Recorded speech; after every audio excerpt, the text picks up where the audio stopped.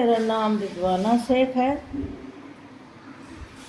सफलता के रहस्य by Ramesh Chand Mehrotra part 13 continue करती हूँ। बड़े पद वाले और छोटे पद वाले। हमें कई बार अपने पद से ऊपर के पद पर बैठे हुए व्यक्ति से भिन्न भिन्न प्रकार की शिकायतें रहती हैं। जैसे वह हमारी पदोन्नति नहीं करता, वह हमारी सुख सुविधाओं का ध्यान नहीं देता, वह स्वार्थ में लिप्त रहता है, वह अन्यों का पक्ष लेता है इत्यादि। लेकिन यदि हम स्वयं को उसकी परिस्थितियों में डालकर देखें तो ये शिकायतें प्रायः निर्मूल होती हैं, क्योंकि हम अपना पक्ष तो सोच डालते हैं पर उसकी जिम्मेदारियां और कठिनाइयों की ओर बिल्कुल ध्यान नहीं दे पाते। जिस तरह हम चाहकर भी और कोशिश करके भी स्वयं अपने लिए या दूसरों के लिए बहुत सी बातें पूरी नहीं कर पाते, उसी तरह वह भी बहुत सी बातें चाहकर भी और कोशिश करके भी पूरी कर नहीं कर पाता। जिस प्रकार हमारी सीमाएं हैं, उसी प्रकार हर बड़े की भी सीमाएं हैं। एक उपाध्यक्ष महोदय अपने अध्यक्ष के हर वक्त खिलाफ रहते थे। कुछ वर्ष बाद उन्हें अन्यत्र अध्यक्ष पद मिला। आजकल वे अपने पुराने अध्यक्ष के बेहद अनुकूल हैं, क्योंकि उनका अनुभव बढ़ गया है। उन्हें अपनी नई जगह पर ठीक वही अभाव और अपने छोटों को कितनी ही बातों में संतुष्ट न रख पाने से संबंधित कठिनाइयां झेलनी पड़ रही हैं। एक विश्वविद्यालय के राजनीति विभाग के अध्यक्ष बार बार अपने कुलपति से यह आग्रह करते थे कि उन्हें शीघ्र ही एक अध्यापक और दे दिया जाना चाहिए। उसकी उनके विभाग को सख्त जरूरत है। कुलपति के द्वारा सदा असमर्थता व्यक्त की जाने पर वे कुलपति को अल्पद्रष्टा और दोषी ठहराते थे। भाग्य से एक वर्ष बाद वे ही उस विश्वविद्यालय के कुलपति बना दिए गए। तब राजनीति विभाग के अगले वरिष्ठ अध्यापक अर्थात कार्यकारी अध्यक्ष बहुत प्रसन्न होकर ही उनके पूर्व अध्यक्ष अर्थात वर्तमान कुलपति उस विभाग के लिए अतिरिक्त अध्यापक की जरूरत को बहुत अधिक समझते ही अध्यापक की मांग लेकर उनके पास इस विश्वास के साथ गए कि कुलपति उनकी मांग को फौरन मान लेंगे। लेकिन नए कुलपति का उत्तर था, पहले मेरी दृष्टि केवल राजनीति विभाग तक जाती थी, क्योंकि तब मैं कम ऊंचाई पर बैठा था। अब अधिक ऊंचाई पर बैठने से मेरी निगाह दूर दूर तक जा रही है और मुझे बहुत से अन्य विभागों की भी उतनी ही बड़ी जरूरत दिखाई देने लगी है।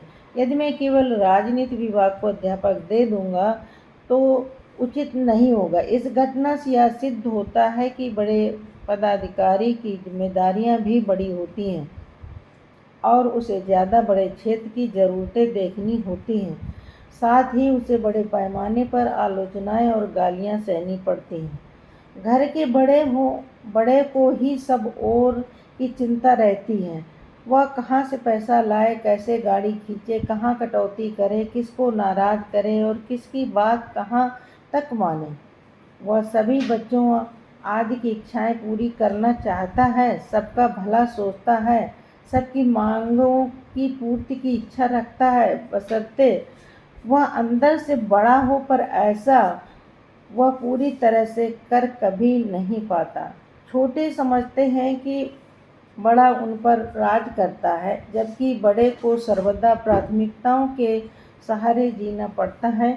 छोटे अपने हित संपादन की तथा बड़ों की क्षमताओं की सीमाएं नहीं जान पाते। एक उदाहरण है कि घर के बच्चों की बढ़ती हुई शिकायतों पर एक बार पिता ने अपना पूरा वेतन बच्चों के हाथों में सौंप कर कहा कि घर का खर्च अब तुम लोग ही चलाया करो। कहने की ज़रूरत नहीं, एक ही महीने में उन्हें नानी याद आ गई। बहुत वर्ष हुए। पांडिचेरी के अरविंद आश्रम में एक बार नपा तुला मासिक राशन मिलने पर वहाँ के व्यक्तियों ने बांटने वाले से प्रतिदिन ज़्यादा राशन की मांग की। उसने यह बात माँ को बताई। माँ ने अनपेक्षित ढंग से कह दिया, वे जितना भी मांगे दे दो। उनके इस उत्तर पर आश्चर्यचकित होते हुए बांटने वाला बोला, ये ऐसे तो 30 दिन का राशन 20 दिन में ही समाप्त हो जाएगा। यह सुनकर माँ ने कहा, तब उनसे कह देना कि राशन समाप्त हो गया। गजब का सादा लेकिन उससे भी अधिक गजब का प्रभावशाली उत्तर था माँ का। यह सुनते ही आश्रम के सारे व्यक्तियों की आंखें खुल गईं। यदि अभी हमने ज़्यादा खाया तो महीने के अंत 10 दिन में भूखा रहना पड़ेगा। यह है बड़े और छोटे पद वालों का अंतर। रचनात्मकता में निष्ठा। आदमी की रचनात्मक और विध्वंसात्मक वृत्तियों की नींव प्रायः बचपन में ही पड़ जाती है। इसमें बहुत कुछ माता पिता की ट्रेनिंग और संगी साथियों के स्वभाव का हाथ रहता है। कुछ किशोर आरंभ से ही संयमित दिखते हैं, जबकि दूसरे समयवश तोड़ फोड़ करने के अलावा कुछ नहीं जानते। कोई बीमारी अचानक ही बाहर नहीं आया करती, वह पहले भीतर ही भीतर अपना घर बनाया करती है। बुरी आदतों को बीमारी ही समझिए। हर बीमारी की तरह बुरी आदतें भी शुरू में बहुत छोटी होती हैं, जो रोकी न जाने पर उग्र रूप धारण कर जाती हैं। बहुत मामूली उदाहरण है कि कुछ लोग साफ सुथरी दीवार पर कोई भद्दी बात लिखकर उसे गंदा कर देते हैं। उससे उनके मन का विकार भी प्रकट होता है और सामान्य पढ़ने वाले के मन में लिखने वाले के प्रति जुगुप्सा आदि भी होती है। लिखने वाला व्यक्ति यह नहीं सोच पाता कि इससे उसके प्रति सभ्य लोग का भाव प्रशंसात्मक कभी नहीं हुआ करता। छात्रावासों और विद्यालयों में बिजली के स्विच आदि कुछ छात्र सिर्फ तोड़ने के लिए तोड़ते हैं। उससे होने वाले नुकसान, असुविधा और खतरे के बारे में सोच पाना शायद उन्हें विरासत में नहीं मिला होता। रेल के डिब्बे में भी की गई ऐसी टूट फूट उसे करने वालों की कुत्सित मनोवृत्ति की ही द्योतक होती है। खेतों से चोरी करके उन्हें कम ज़्यादा उजाड़ देना और वर्षों की अवधि तथा पर्याप्त मेहनत से तैयार हुए सड़क स्थित पेड़ों की टहनियाँ और विशेषकर होली पर बड़ी बड़ी शाखाएं तोड़ डालना बिगड़ी हुई औलादों के काम है। दूसरों का नुकसान करने में आनंद लेने वाले ऐसे लोगों को खुद अपनी कमीज का एक बटन भी तोड़ने में बहुत दर्द होता है। यही असामाजिक लोग आगे चलकर समाज और राष्ट्र के लिए तब नासूर बन जाते हैं जब इनका हमला रेल की पटरियों की तोड़ फोड़ और जगह जगह बम फोड़ने एवं हत्याएं करने तक बढ़ जाती हैं।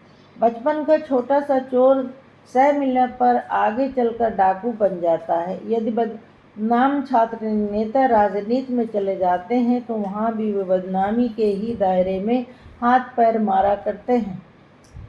सांपों से छुटकारा पाने का सही तरीका यह है कि सपोलों को ही नहीं पनपने दिया जाए। किसी भी चीज़ को सही दिशा में मोड़ तब तक जरूर दे दिया जाना चाहिए जब तक उसमें लचीलापन विद्यमान रहता है। इसका परोक्ष अर्थ यह निकलता है कि अपने आरंभिक जीवन में सज्जनता और शीलता का पाठ पढ़ने वाले लोगों के संस्कार उन्हें जीवन भर इंसानियत की रचनात्मक भाव भूमि पर बैठाए रखते हैं।